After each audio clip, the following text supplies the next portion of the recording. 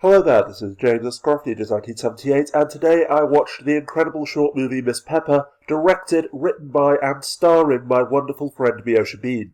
As always, the link to the film is listed down at the underbar, and I ask everyone to please subscribe to her channel and to give her your full support, because as a writer myself, who once lost someone who I deeply cared for, a mental health advocate, and a man who works hard to raise awareness of suicide prevention, this is probably the most powerful non-Asian film that I have ever seen in my life, and it literally moved me to tears.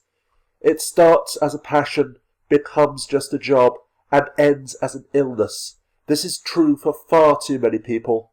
Indeed, as I watched the movie, I was often thinking, there but for the grace of God go I, because yes, there were several times throughout my life when my only company were my inner demons, my survivor's guilt, and the publisher's deadline almost felt as if it were a noose around my neck.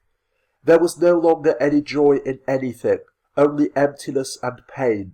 The scene in which Pepper raises her glass to an empty dining table is genuinely powerful and haunting, and there is so much other beautiful poetry, symbolism, and introspection in this movie.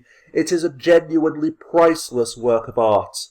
As an exploration of one woman's hopelessness, it is a masterpiece. As a dramatization of clinical depression, raising awareness of the downward spiral of guilt and powerlessness which far too often leads to suicide, it is even more important.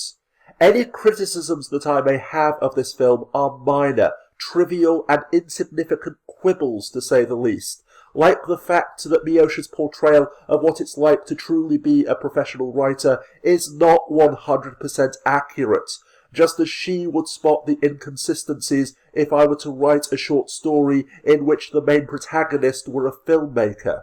As I say though, these niggles are utterly irrelevant, and the only reason why I mentioned them is solely because if I didn't, then I know that somebody else would. And finally, to answer the question which Miosha posed in her movie, we stop living as if we were immortal, believing that we are immortal, and longing for immortality when we realise that life is so much more than mere survival, when we finally come to understand and accept that without meaning, the emptiness of our existence soon becomes unbearable.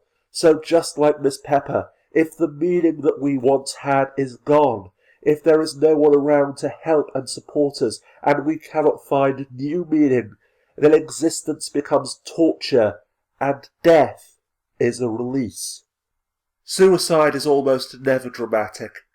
It is a quiet and private affair. It is a relief.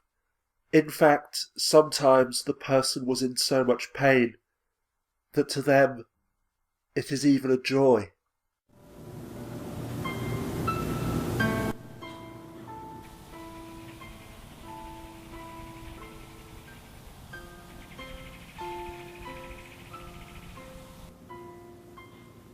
The outline is